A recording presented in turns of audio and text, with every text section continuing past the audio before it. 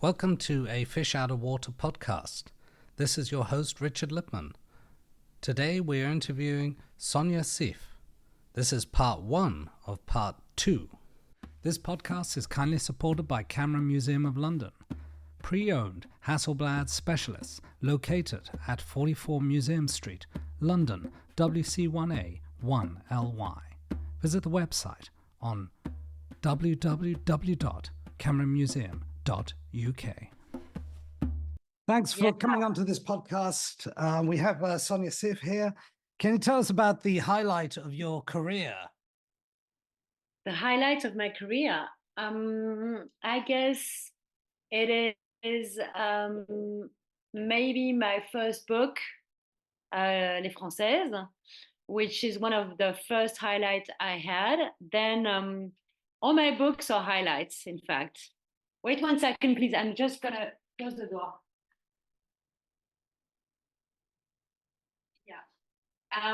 So the books I've done and are very important to me because I guess this is the only thing that will stay, maybe.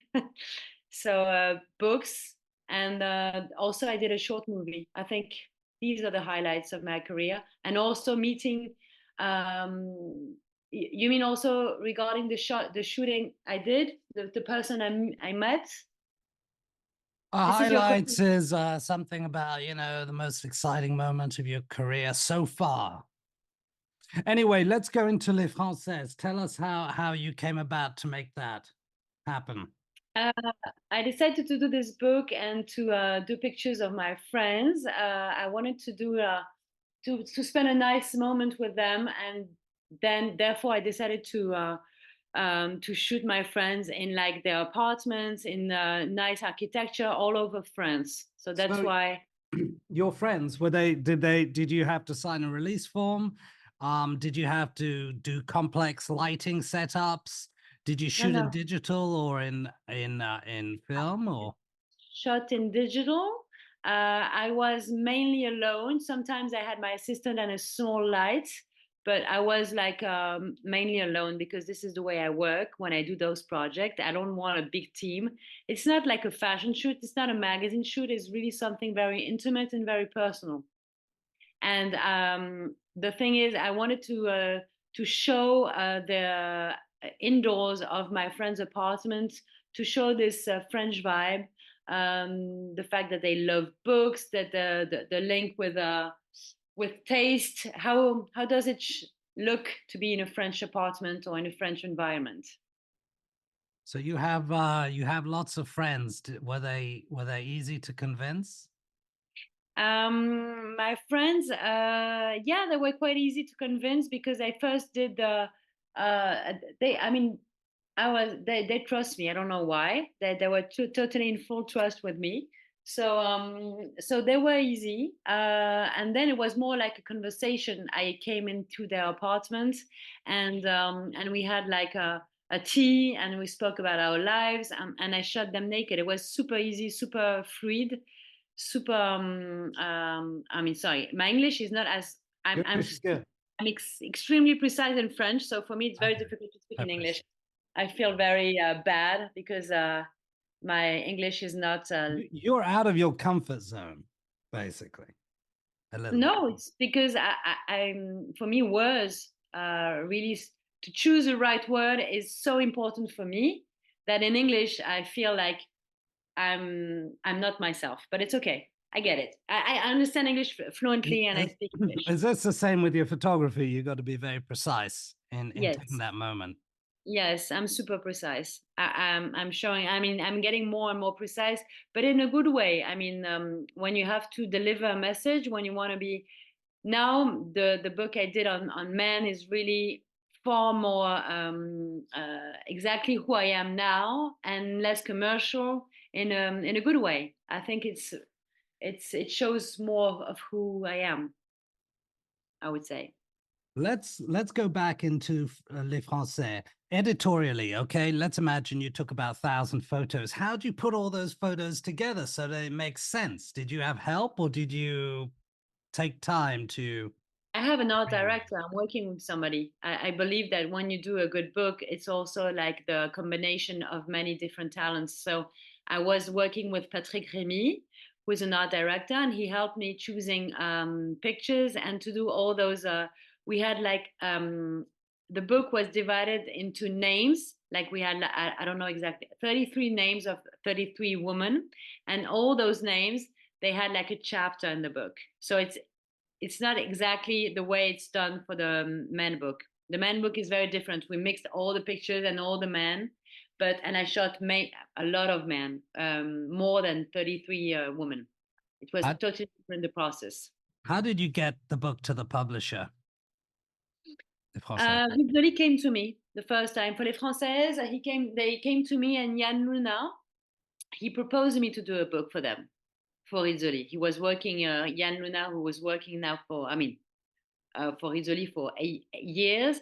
He came to me after an exhibition I did at the Colette store. Colette is like a very big fashion store, one of the most important fashion store in Paris, who's now closed, and who was like the how do we say la plaque tournante, like the main place for culture, fashion, mixed with books, library, restaurants, and this place was a mythique, was a myth really in Paris. And so I did an exhibition there. We met, and we decided to do this project together. And he's following me, and I'm following him since then.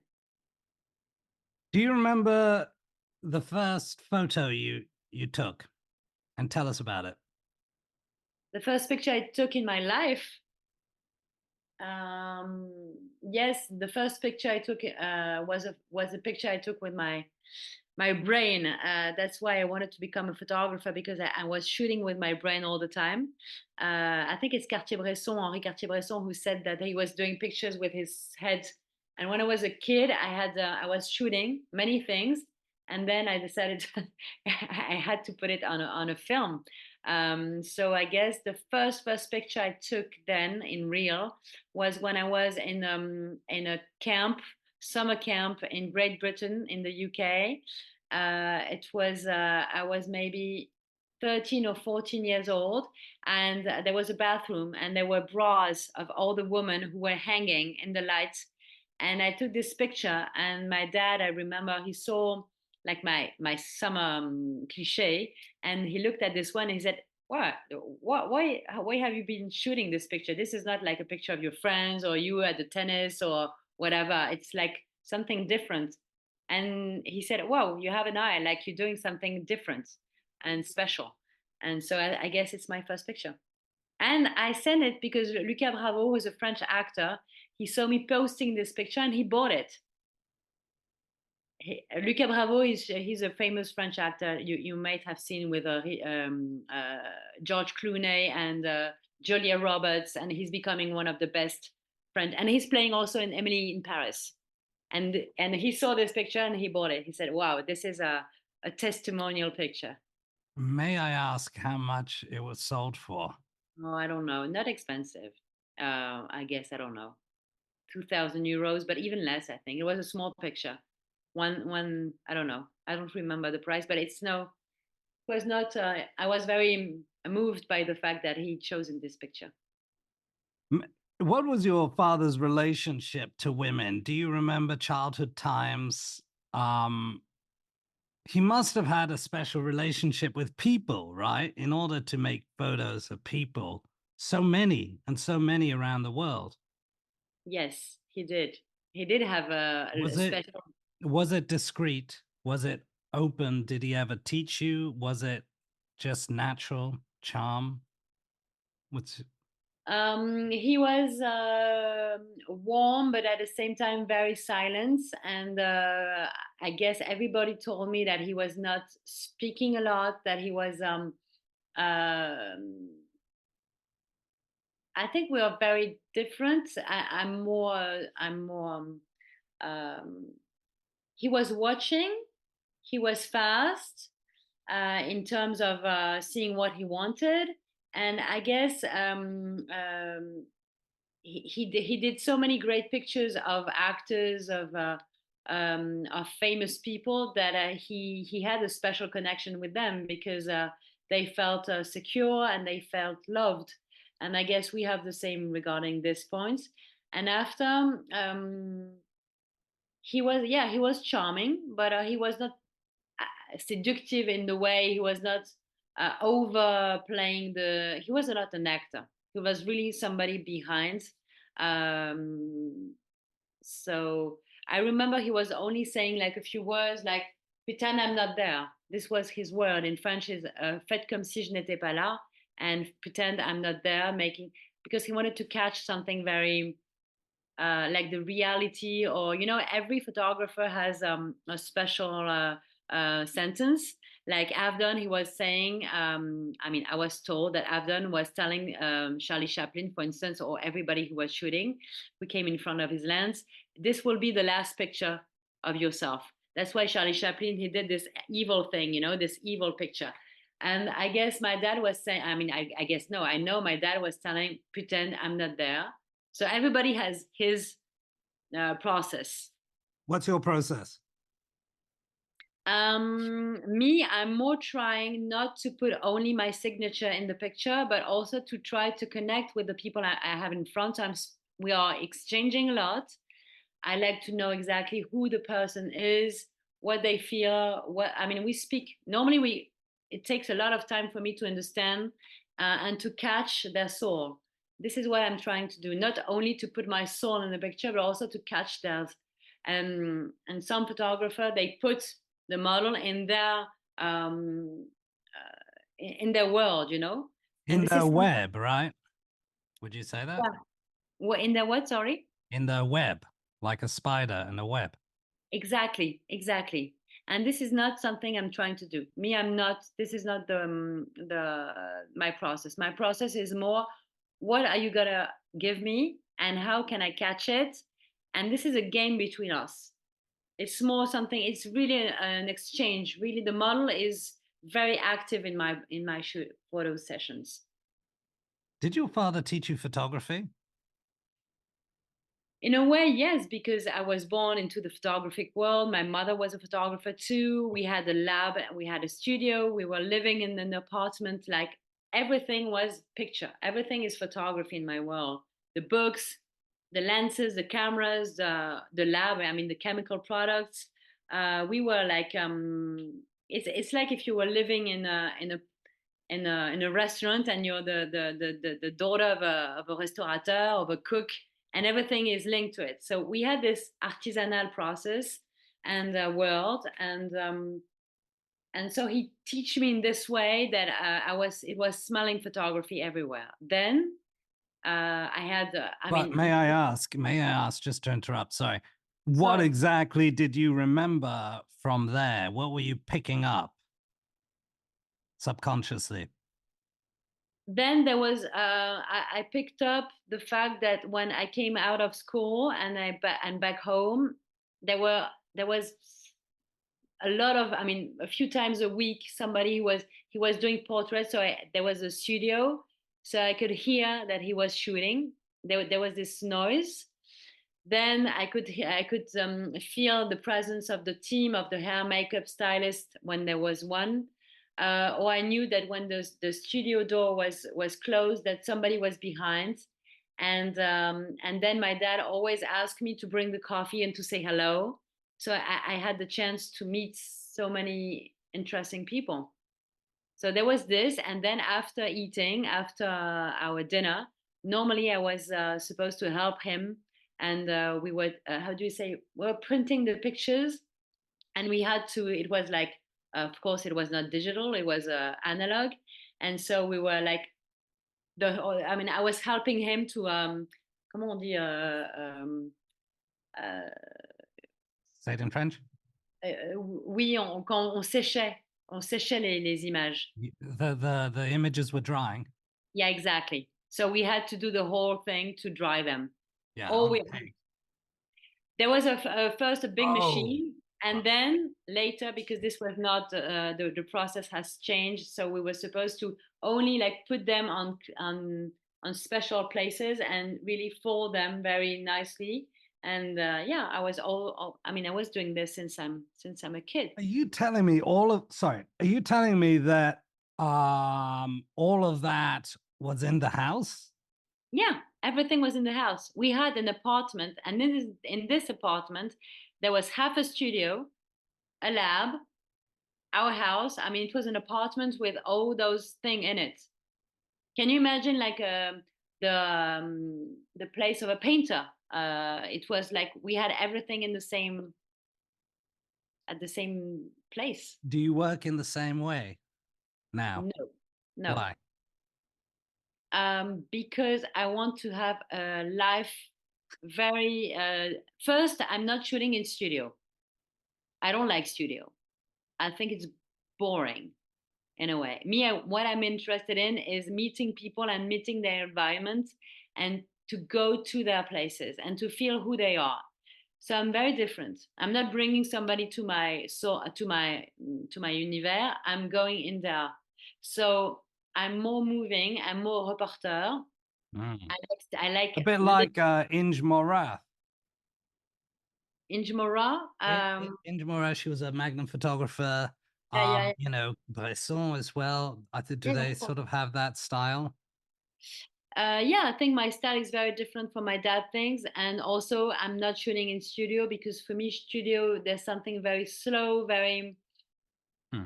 Um, I'm not fond of studio. I like pictures in studio because you get a focus only with the on the face, but I can have this in another setup. Do you use lighting and retouching? I use lighting. Yeah, I use cinematic lighting. I don't like flash, for instance. I'm not. Okay. I hate flash because it's too strong and you don't see what you're doing. And I've been also on movie sets. I was a still photographer, and I'm still doing movies now. So I've been to this Which school of movies? Which movies? movies, French movies. I've been working with Daniel Thompson, with um, very famous French directors, also with Japanese directors. So I've been learning a lot from lighting on movie sets, and this was the thing I was super into it. I really wanted to know how it works, how you create fake sun, how you light I don't know, whatever, a street, an apartment, a New American, everything. So I learned all those stuff from I there. mean, that's a hell of a lot. I mean, there's an American photographer, James something. He does just that. He creates a whole scene with lots of lights. No? Hmm? Hudson is doing this. Hudson, Probably, yeah. the So, famous and American photographer. but that's a hell of a lot. You need a lot of resources for that. Is that something you do? No, because it's when you, for instance, the most famous American photographer who's doing this is Hudson. You know him. He's doing exhibition all over the Yes. world, and he's lighting streets, houses. It's like a small movie, and all his shootings are costing so much. Me, I'm not into this thing because I'm doing movies, so I know how much a movie costs and how many. I mean, or you're rich or you have support. And for me, doing pictures is having my camera and being only connected with the. It has to be easy because In movies are so not at the easy. beginning of your career, you must have had a few contacts, right? You showed your work, and then maybe you were referred to an agent, or how did you get work at the beginning and now? I did it on my way because I really did. I was very fier, proud, and Hmm. I didn't want to ask my dad to help me. This is something I couldn't bear. And then my dad died when I was very young. I was 19. Okay. So when he died, I had no he didn't make any phone calls for me, or I wasn't like the daughter of Jean Sieff. I really wanted to do it my own way. So I started by working in journal, like in magazines and newspapers, which was Journal du Polar, which was How a did mag. you get that? Did you call them up? Did you Yeah, yeah, meet? yeah, yeah. I Call them did up. everything on my own. I called people and I said, okay, I want to shoot for you, and they said, okay, we have like nobody's doing it. So I started shooting like a polar. Polar is like a um, uh, polar. It's like, how do you say polar in English? Polaroid. No, no, no, no. Journal du Polar, it's like, no, no, not at all. Polar is like Polar in English. I'm gonna have a look because it's very important for you to know. So Polar, I shot in this magazine. Polar in English. Uh, Polar is no, c'est pas ça. Polar is like the when you're doing like this is why English Say it is in French. Say it in French. I'll translate. Polar. Polar is a genre. It's a genre of. Explique en français. Bah, par exemple, c'est quand on lit, le roman noir. Le roman noir, c'est-à-dire, c'est un style en fait. Ça veut dire, c'est tout ce qui est thriller, tout ce qui est, tous Mm. tous les auteurs en fait noirs. Okay, so it's a noir genre, like the noir genre from the 40s and 50s Hollywood movies or French movies with. No, no, it's more like still a very, very famous style. Everybody is, you have like those big books, or you have writers. You have David Lynch is doing like this style. It's not a 40s genre. C'est un thriller. It's like a thriller. Can you show me an example? Have you got a picture there, right there with you, near Um, you? there are, for instance, Cronenberg. Mm. When he's shooting, his style is polar, it's noir. It's what we say. It's a typology of movies or of writers. So you got work at the Journal of Polar. Does it Yes. still exist? Do you still work with them? No, no, no, no, no. It's really now it's this it Dead. has disappeared. Right. A lot of publications are dead now, right? And now do you do a lot of what's your focus? I mean, what kind of work are you doing now? I've been working a lot for magazines. For the first ones, Journal du Polar, and even for theater magazine. Then I was traveling a lot also. Then I was working on movie sets. Then I started working for magazines for cinema, like Premiere Studio, which were very famous and big magazines, Elle magazines, Vogue, Telegraph, and many Marie Claire, a lot of magazines. How'd you get work from them? Did you call them up? Did they call you up? How does that all work here as for the novice? Life is good sometimes to you. So you start calling people, and then they start calling you. It means that you're in a good track and that you're doing it. I mean, you're doing your job. So this is the way it happened to me, and I was very happy about it. And then I started making movies when I was 30. So I really I really wanted to do different things because I could feel that magazines were dying, and now you have very few magazines, and you are not free anymore. You have brands, and you have to shoot their brand and to show their brand rather than to be shooting like fashion stories. And my favorite things, which I was working for the Air France magazine, the magazine of the Air France company, and we had like the chance to shoot 60, 70 pages and to go to Vietnam, to Japan. And I was shooting like full stories of all countries all over the world. And this was my favorite thing. I went in a country, I had 2 weeks, 10 days, and I had to tell the soul of the country, doing portraits, doing fashion shoots, doing still lives, doing also landscapes. And this is exactly what I love. Are you married? Am I married? You're asking me this, right? This is the next question. No, I'm not. What did you have for breakfast? What do I have for breakfast? I'm changing breakfast every morning. I have a coffee, black coffee. I have fruits. I have sometimes muesli, sometimes dog bread, sometimes nothing. I mean, every day is a new day. In France, showing a picture of an erect male person is illegal. But you managed to somehow create a book full of nudes, right? Or you're creating a series of photos of male nudes. How does that feel? Yes, but you have no sex interaction except one, which is a shadow. So I'm, when you show the sex of a woman, it's also not accepted.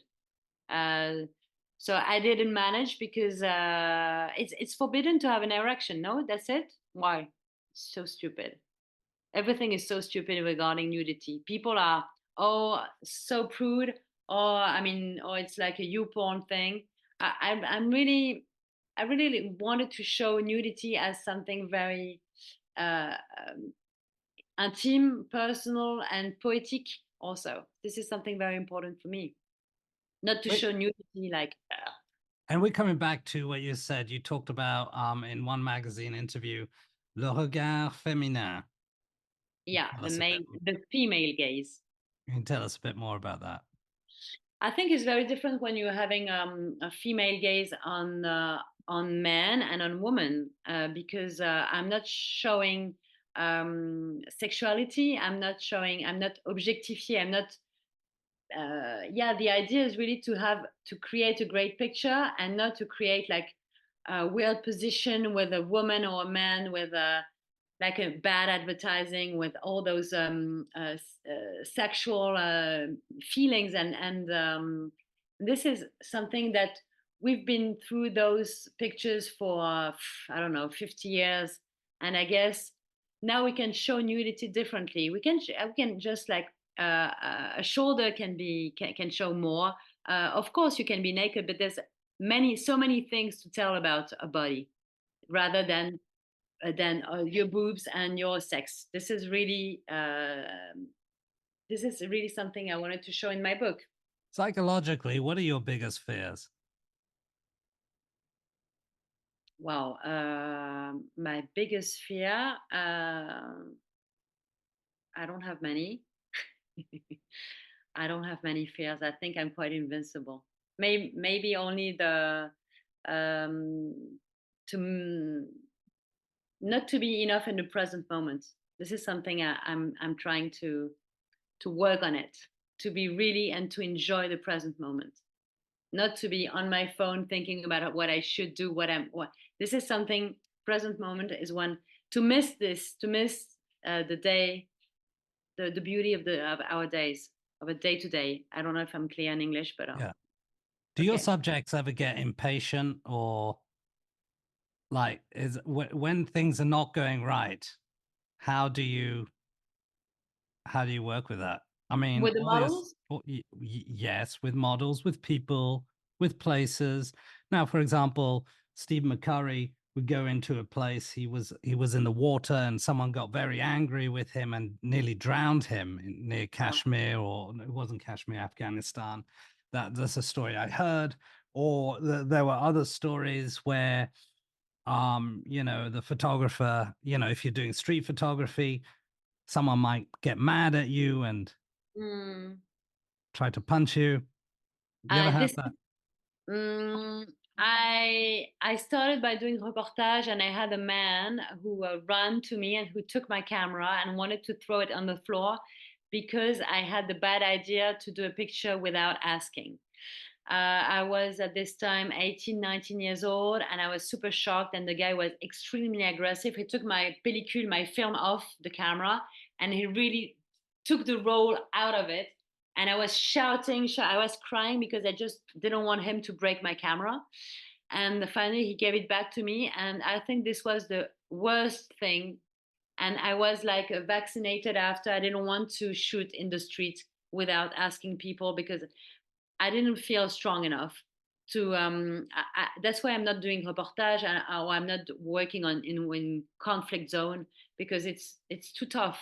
You have to be somebody else. You have to be like to have like this carapace and have this armure. And I'm not a warrior, so I prefer working with people who are happy that I'm shooting them. And when it's not working the way I want, or when they're becoming aggressive or they're testing me, which has happened so many times. When I was younger, now it's not possible anymore, I guess, because I'm stronger, even psychologically. I can help them if they don't feel secure. But when I was younger, I had this many actors and the actresses, and they were saying to me, "You're not doing the shooting at the right angle. This is my angle. This is my." And I said, yeah, but I mean, when you come into a room and you're an actress, you're not saying the director, this is not my right angle. You have to come from the right to the left to the right. You're not the one who decides. So this is exactly what I'm doing. Stop having your in mind exactly your right angles. I'm sure that I can manage with you and maybe have good pictures of your bad angle. So there's this thing, or sometimes when you're working with very famous people, they're testing you to know who's the strongest. If you're gonna, and when I was younger, yeah, I had many. I mean, so many things have happened, or psychologically, or even I don't know, like the car didn't work. We're stuck in the middle of nowhere. We had to find a solution. It's raining, and you have to shoot 20 pages, and it's raining all day, and there's nothing you can do about it. So you have to play with this. I mean, being a photographer is being a cat. You have to play and to always fall down on your on your papat, and this is something very important. You have to be. I mean, I love when things are never happening the way you're expecting them to happen, and this is life. And so it teaches you to be flexible. And can you give us an example of when things didn't work out, but eventually did work out on a shoot? Um, I was supposed to shoot the Franco family, the dictator, Franco. Oh, Franco. Okay, Spanish. So I was supposed to shoot them. Everybody, all the French famous female or male photographer has said no. We're not going on this shooting. He's a criminal. We're not shooting him. And I said, okay, I'm gonna shoot this man. It was a long time ago. I was 22. And I said, oh, no, I want to do it because even terrible person have the right to be shot, and I have the right to. It's like a testimony of something, and of course, it was not them; it was their great grandfather, or it was all the descendants. Yeah. And I brought them, but I had something in mind. I said, okay, I'm not gonna shoot them like nicely in their couch or with nice clothes in their garden. This is not something I want to do. So I said, oh, I pretend because I was younger also. I was a bit naive, and I said I want to go in all the memorial of Franco, so the cemeteries and all the terrible places. So we went there, and I said, it's perhaps better if you wear black. So it's like if you are like carrying death on you. And so I did like a whole shooting, laughing and joking with them. And they were like, and all the pictures, they look like they're carrying the death of Franco. And this was like one of the shooting I loved the most because I had the chance to transform the game. And this is, and to also to say exactly yeah, my political point of view was in the picture. I was not blaming the descendants. I was just saying they know what they're carrying something, and they know about it. Okay. Very quickly, in terms of cash and remuneration, when you work with magazines or agencies or brands, do you get paid in cash or do you get paid through bank transfer? Or how does that all work? I mean, just generally, or does it change according to? Cash has disappeared from our lives. Unfortunately, I love cash, but I don't have cash. I think I was born too late. I mean, cash was before. I would love to have like a suitcase with cash. No, it's very simple. I'm doing invoices and I'm paid by bank transfer. So it's really, everything is so legal, so boring. So do you find that photography life now is more boring than it was? Is it safe? Yeah, because everything is safer now. We are super afraid of what is unsafe, what is not secure. I mean, you have like assurances everywhere. Whatever you do, you're insured about what could happen. So me, I'm not someone who's taking. I mean, what I like about life is to flirt with the danger. So I would say that's why I believe in reportage. That's why I'm not very fond of studio regarding my work. That's why I want to travel in countries which are not capitalist. Okay. I've been to Ethiopia, I've been to Algeria. I still want to work in these countries because I believe those countries are still full of resources. And I don't want to go in a country which look like another one. I think it's so boring to have all those same brands everywhere, same people everywhere, same outfits everywhere, same brain everywhere. Okay. Do you have time to do another 10 minutes? Yeah, I do.